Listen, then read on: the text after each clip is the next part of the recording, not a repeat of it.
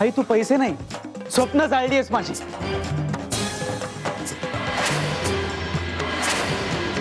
मला काय हवंय, मला काय आवडतं, मला काय करायचंय याच्याची तुला कधीही घेणं देणं नसतं। तुझ्या इच्छेप्रमाणे मी वागण्यासाठी तुझी कुठल्याही थराला जायची तयारी असते।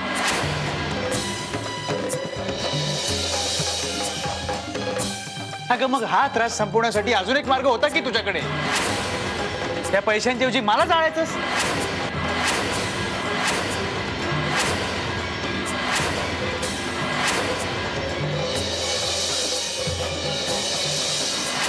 प्रसाद, माझ्या संपण्याने तुझा सगळा राग संपला असता। अरे प्रसाद, असं काय बोलतोयस तू? वृंदा सांग ना प्रसादला, बघ कसा बोलतोय। प्रसाद, अरे किती टोकाचं बोलतोस तू। हे बघ, जे झालं ते झालं, असं बोलून आता पैसे परत येणार आहेत का? मग आता जे आहे ना त्यात आपण जे काही ठरवलंय ते कसं करता येईल आणि कितपत करता येईल त्याचा विचार कर प्रसाद। प्रसाद, आता काहीही करून आपण तुझं स्वप्न पूर्ण करायचंय। कसं शक्य आहे वृंदा, सांग ना कसं शक्य आहे? अगं जो गाळा मी बघितलाय ना त्याचं डिपॉझिट 2 लाख आणि भाडं 30,000 रुपये, काही मॅनेज होणार नाही। का नाही होणार? ज्यानं हे पैसे जाळले तोच भरून देईल आता।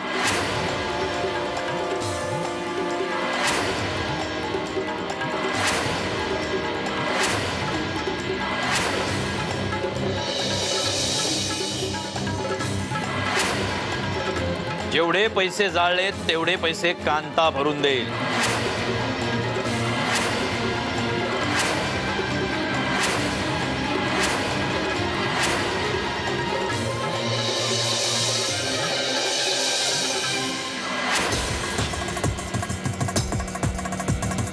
या भिकारड्या धंद्यासाठी मी एक दमडीही देणार नाही।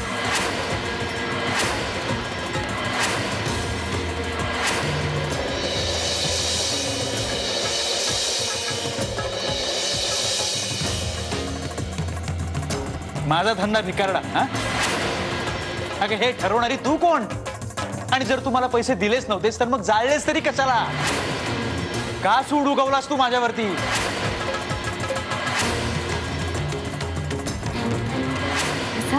अगं जगात अशी आई शोधून सापडणार नाही। नाहीच सापडणार कुठे। असला भिकारडा टपरी धंदा करण्यापेक्षा ना एखादी मानाची नोकरी शोध जा बाहेर जाऊन। आई हा माझ्या आयुष्याचा प्रश्न आहे, हा तू नको ठरवूस। प्रसाद, तू शांत हो। प्रसाद, तू आधी शांत हो। बघ, तू एक शब्दही बोलणार नाही। चल आधी इथून चल।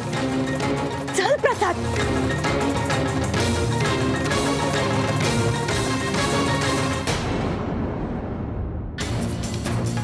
आला मोठा पैसे गोळा करणारा। तुम्ही दुसरी कुठलीही शिक्षा मला द्या, पण या भिकारड्या टपरीसाठी मी एकही दिडकी देणार नाही म्हणजे नाही।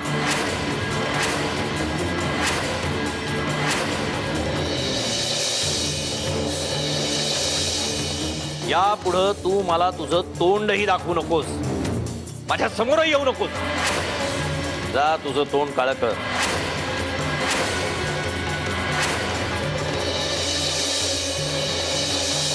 जा।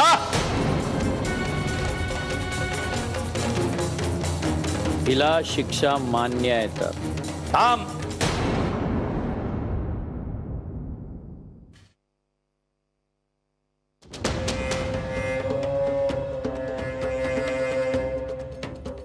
शर्मिष्ठा, जरा इकडे।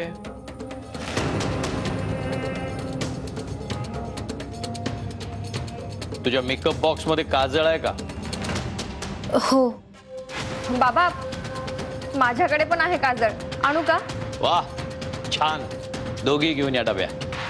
येताना प्राचीलाही आणा। हो चल ग।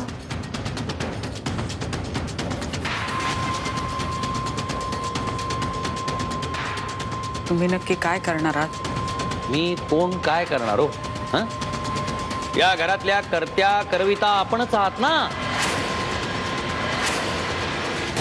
मला ह्या घरात राहावंसच वाटत नाही। असं वाटतं ना आत्ताच्या आत्ता सामान बांधावं आणि निघून जावं बाहेर। नाही यार, हे नसतं कधी, असं कधीही नसतं. अगं आपला मुलगा काहीतरी नवीन करून बघतोय तर त्याला सपोर्ट करायचा, मदत करायचा, काय अशी विघ्न आणायची मध्ये. माझ्या धंद्याला लागणारे पैसे जाळले तिने. शी, बाई म्हणायचं का काय हिला? प्रसाद, मर्यादा सोडून बोलू नकोस. हे बघ, काहीही झालं तरी आई आहे ती तुझी. आई? ही अशी आई? अगं मुलं म्हणजे हिच्या इच्छा पूर्ण करणारी मशीन्स वाटतात हिला. आमच्या आयुष्याचे सगळे कंट्रोल्स हिने हिच्या हातात ठेवलेत. आई म्हणे. अरे पण प्रसाद, तू का नाही शांत होतेस? कसा शांत होऊ वृंदा, सांग ना, कसा शांत होऊ? ते जळालेले पैसे बघून कसा शांत होऊ, सांग मला. प्रसाद ऐक, हे बघ, राग मलाही आलाय, पण आपण जर आता चिडलो ना तर त्यांना हवं तेच घडेल.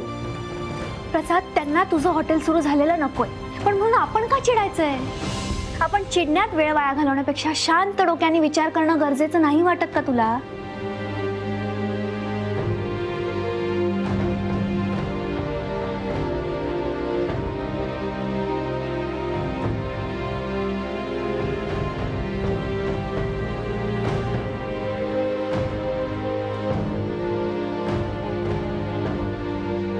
प्रसाद, हे घे. हे बघ, 6-7 तोळे तरी असतील, ह्यातूनच आपले बरेचसे पैसे उभे राहतील आणि बाकी जे काय लागतील त्याच्यासाठी अजून प्रयत्न करू. बघ वृंदा, मी तुला प्रसाद, हे बघ, मला मान्य आहे की तुला आता आईंचा खूप राग आलाय, पण आता त्या रागाचं उत्तर तू हॉटेल यशस्वी करूनच द्यायचंयस. वृंदाचं म्हणणं मला योग्य वाटतं प्रसाद.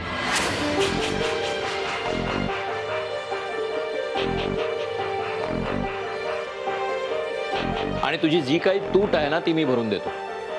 माझ्या अकाउंटला लाखभर रुपये आहेत, तर ते 95,000 रुपये मी तुला देतो. म्हणजे जेवढे पैसे जळले आहेत तेवढे भरून निघतील.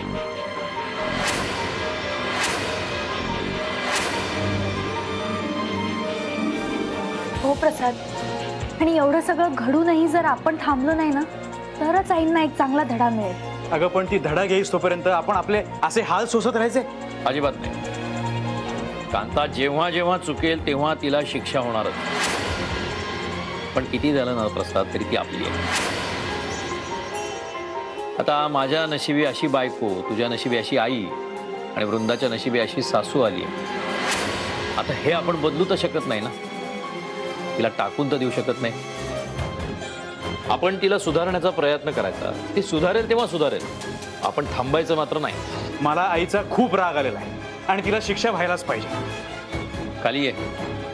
मी कांताला तोंड काळं करायला सांगितलं. म्हणजे? खाली या, म्हणजे कळेल.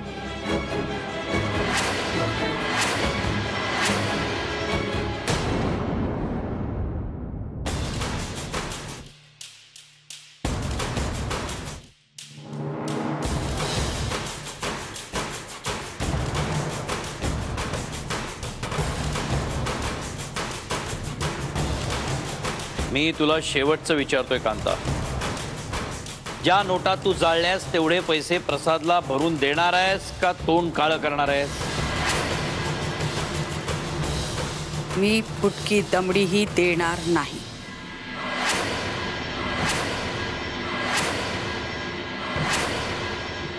ठीक आहे. प्राची, सुवर्णा, तुमच्या हातातलं काजळ हिच्या तोंडाला फासा. सगळं तोंड काळभोर झालं पाहिजे.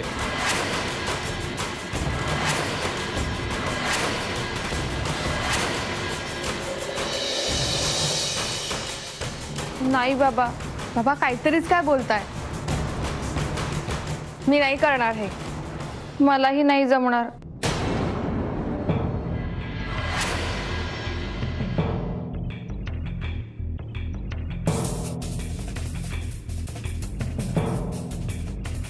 ठीक आहे, मग ही शिक्षा तुम्ही दोघीही भोगा.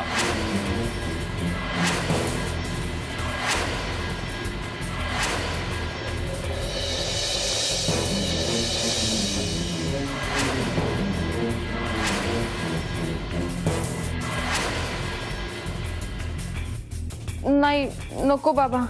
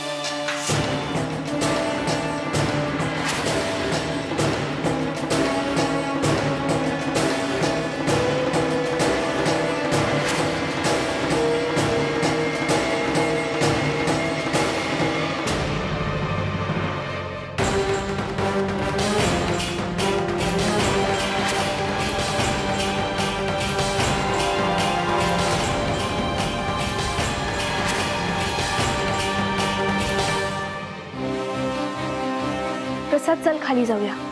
मी येणार नाही, माझी अजिबात इच्छा नाहीये. अरे वृंदा, बाबांचे पैसे आणि तुझे दागिने वापरायची लाज वाटते मला. आणि मला माहिती हे सगळं आईमुळे झालेलं आहे. असं वाटतं ना आत्ताच्या आत्ता खाली जावं आणि तिला खूप बोलावं. नको, तिचा चेहरा जर पाहिला ना तर आणखीन टाळकं सटकेल माझा. प्रसाद, अरे आता बाबा म्हणालेत ना आईंना शिक्षा करणार आहेत म्हणून, मग तू का चिडतोयस एवढा?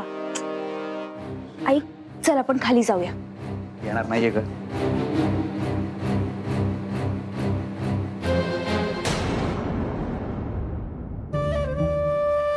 प्रसाद, खाली म्हणे शिक्षा प्रकार चालू आहे. हो, माझं नाव नाही आहे ना कुठे मध्ये? तुम्ही होतात का पैसे जाळण्याच्या प्रकरणामध्ये? छे, अजिबात नाही. हे.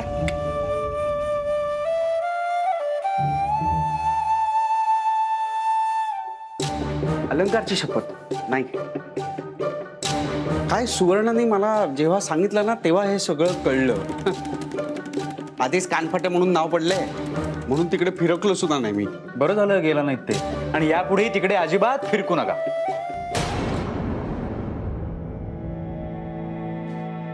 प्रसाद, ऐक ना, आपण जाऊया खाली. चल.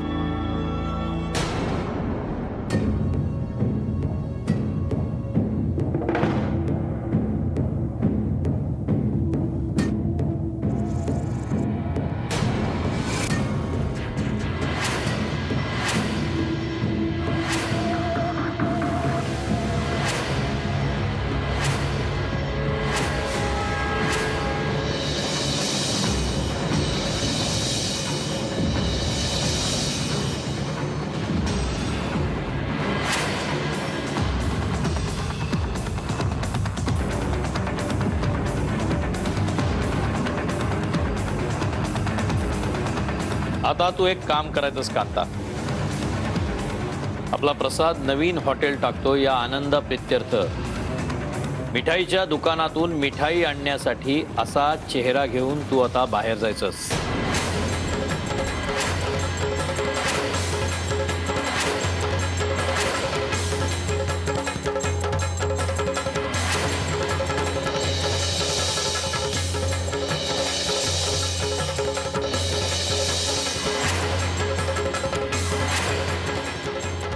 काय? होय, अहो ते दुकान किती लांब आहे, लोक बघतील ना हो मला. तीच तर तुला शिक्षा आहे. आता फक्त घरातल्यांनी बघून काय उपयोग, बाहेरच्यांनाही पाहिलं पाहिजे. अहो लोक टिंगल करतील माझी, हसतील मला ते. त्याच्याशी माझा काही संबंध नाही. तू मिठाई आणल्याशिवाय तुझी सुटका नाही, त्याशिवाय तुझी शिक्षा पूर्ण होणार नाही.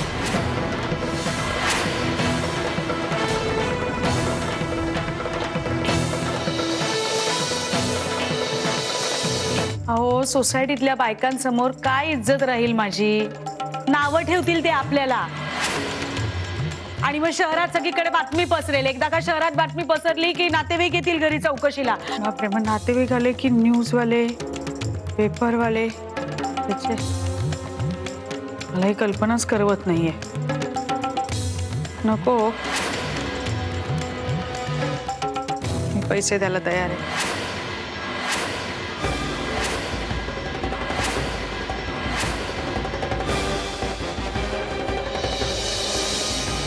मी हात जोडते, पण मला बाहेर पाठवू नका. आम्हाला तुझ्या पैशाची काहीही गरज नाही.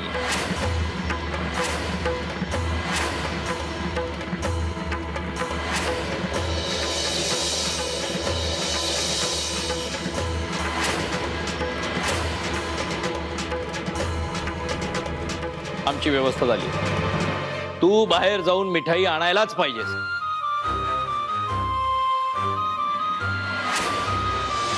मला माफ करा.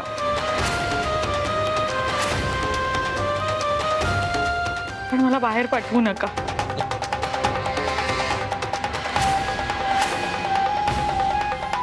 काय झालं? काय नाही, तुझ्या या काळ्या केलेल्या चेहऱ्यावर अश्रू खूप छान दिसत आहेत.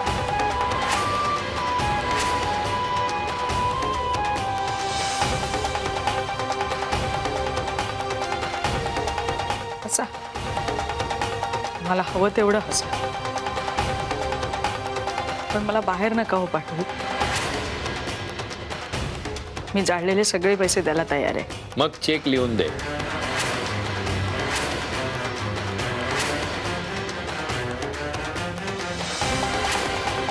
आणि हो, तू दिलेल्या पैशाच्या बदल्यात फक्त बाहेर जाण्याची शिक्षा शिथिल केलेली आहे. हे तोंड असंच काळं राहील जोपर्यंत मी सांगत नाही तोपर्यंत.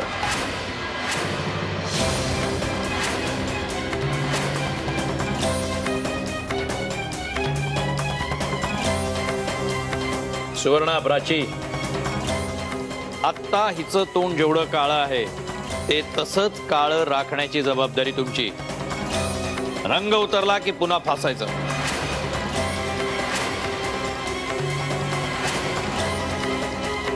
चेक आण.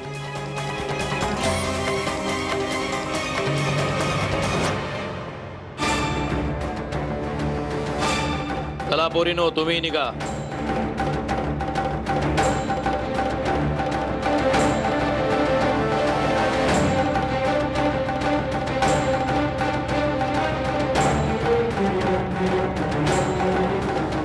बाबा,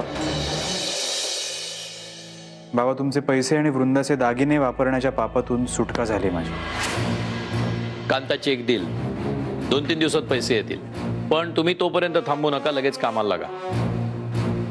कारण काय, कधी तिच्या डोक्यात खुसपट निघेल काही सांगता येत नाही. हा, ठीक आहे, मी आत्ताच जाऊन येतो. आलोच.